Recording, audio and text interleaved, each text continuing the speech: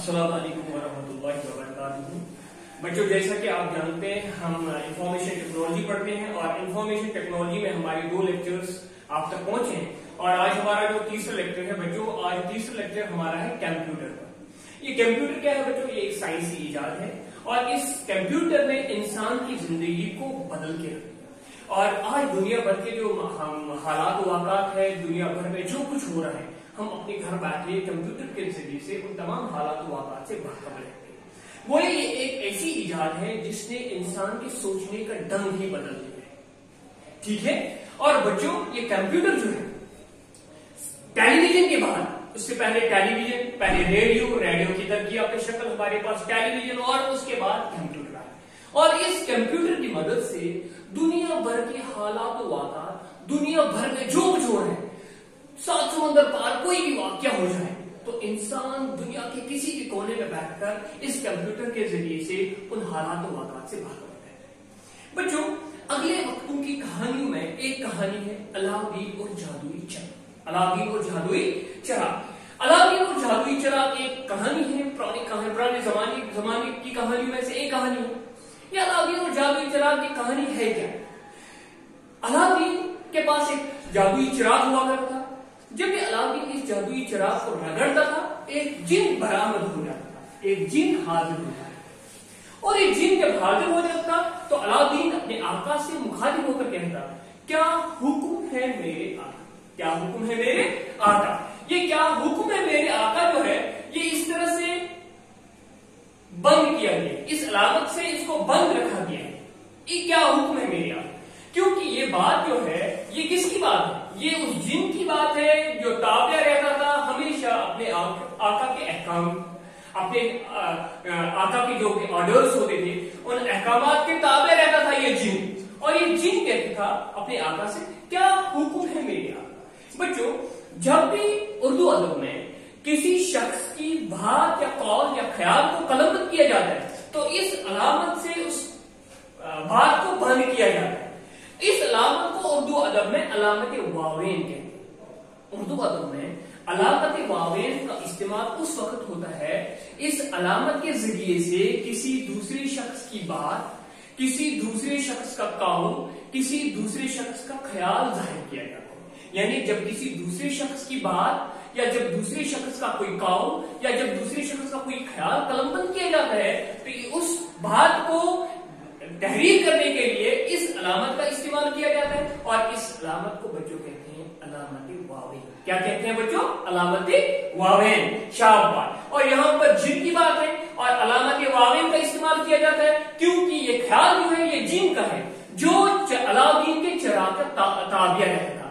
الاؤدین کا چراغ جب بھی رگڑتا تھا تو جن برآمد ہوتا تھا اور اس جن کی بات ہے، اسی لیے علامت واوین سے اس بات کو بند کیا گیا۔ اور اس کے ساتھ ہی ایک اور علامت کا استعمال کیا گیا ہے بچوں، اس علامت کو کہا جاتا ہے علامت نقاط۔ آپ اکثر و بیشتر دیکھو گے اپنی درسی کتاب میں کہ اس علامت کا استعمال بہت جگہوں پر ہوا ہے، علامت نقاط کا۔ علامت نقاط کہاں پر استعمال ہوتی ہے؟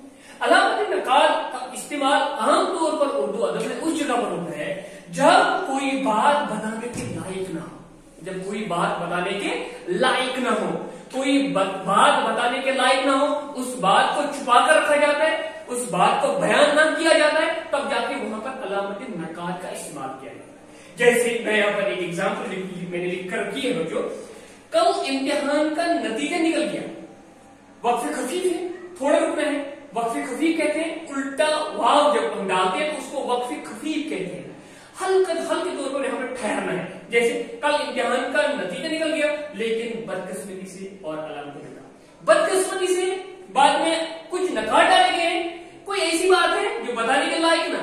میرا دوست مجھ سے کہہ رہا ہے کل امتحان کا نتیجہ نکل گیا لیکن بدقسمتی سے میں رہ گیا، یہ رہ گیا یا فیل ہوا یا ناکام ہوا، یہ بات جو ہے نا یہ تھوڑا بتانے کے لائق نہیں ہے، تو اس بات کو مخفی رکھنے کے لیے، اس بات کو چھپانے کے لیے علامت نقاط کا استعمال کیا جاتا ہے۔ اور یہاں پر کوئی بات چھپانے کے لائق نہیں ہے، پھر آپ کہو گے، آپ کو سوال ہوگا سر یہاں پر اس کا استعمال کیوں ہو؟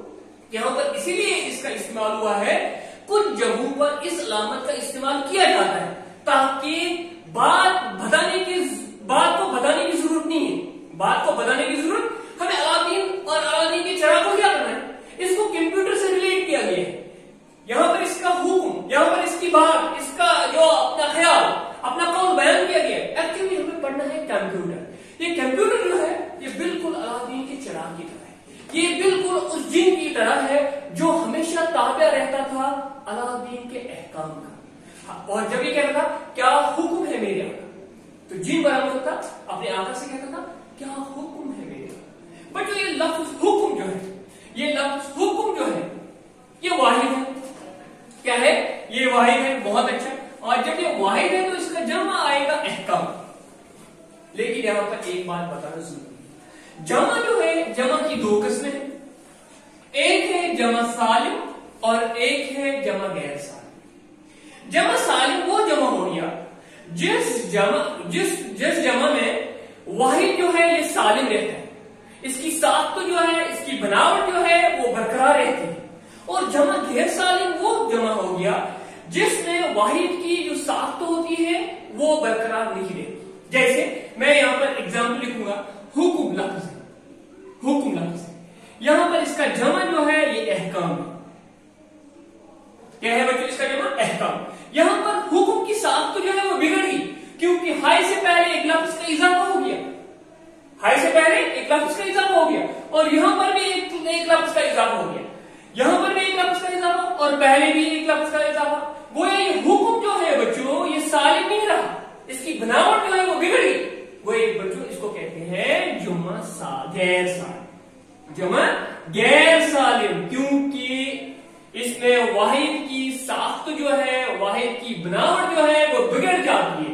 तो जब वाहिद की साख्त, वाहिद की बनावट बिगड़ जाती है तो उस जमा को जमा गैर सालिम कहते हैं। अब जिस वाहिद में, जिस जमा में वाहिद की बिना जो है, वाहिद की बनावट जो है बिगड़ भी नहीं है, तो उस जमा को जमा सालिम कहते हैं। जैसे मैं यहां पर एक लफ्ज लिखूंगा, नाजिम।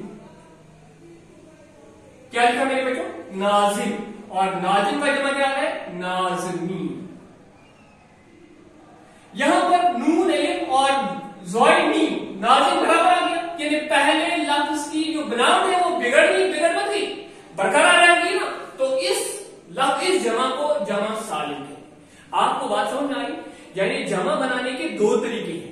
एक जमा ऐसा बनता है जिसको हम जमा सालिम कहते हैं, और एक जमा ऐसा बनता है जिसको हम जमा गैर सालिम कहते हैं। बात समझ में आई? गैर सालिम में क्या हो जाता है, इस वाहिद की बनावट जो है, इस स्ट्रक्चर जो है वो बिगड़ जाता है, और जमा सालिम में वाहिद की बनावट बिगड़ती नहीं है बल्कि बरकरार है। जैसे यहां पर एक लफ्ज और लिखूंगा, मुअल्लिम।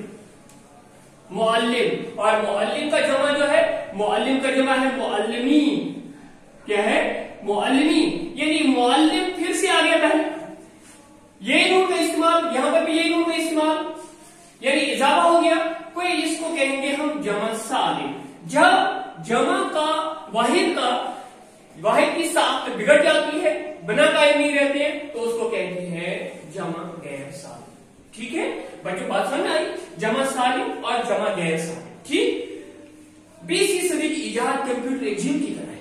ये 20वीं सदी की इजाद, जो साइंस की इजाद, ये भी एक जिन की तरह है जो हमेशा इंसान के अहकामात की ताबे रहती है। ताबे क्या हो गया? फर्मा बरदार। ताबे क्या हो गया? फर्मा बरदार। शाबाश।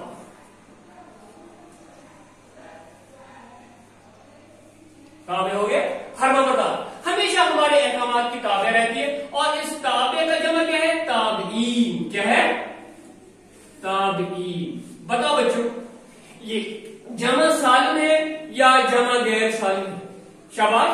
ये जमा, शाबाश, ये जमा सालिम है, क्योंकि ताबे फिर से रह गया सालिम, वाहिद लफ्ज सालिम रह गया, इसकी बनावट बिगड़ मत गई, तो लास्ट में ये नून का इस्तेमाल हुआ है। जब वाहिद की बिना जो है, बनावट जो है बरकरार रहती है, तो इस जमा को जमा सालिम है। ठीक। तो बच्चों, आज मैं आपके लिए घरेलू काम जो रखता हूं कि आप घरेलू काम में 10 जमा सालिम और 10 गैर जमा सालिम ऐसे अल्फाज बनोगे, ऐसे वाहिद ढूंढोगे जिनका जमा बनेगा सालिम और जिनका जमा बनेगा गैर सालिम, ऐसे 10 अल्फाज आप लिख कर लाओगे और मेरे पर्सनल नंबर पे सेंड करोगे। याद रखो बच्चों, आपके लिए जो घरेलू काम है 10 जमा सालिम और 10 जमा गैर सालिम लिख कर तहरीर करके मेरे व्हाट्सएप नंबर पे सेंड करना, और इंशाअल्लाह कल जो है इससे आगे हम पढ़ेंगे नेक्स्ट लेक्चर में।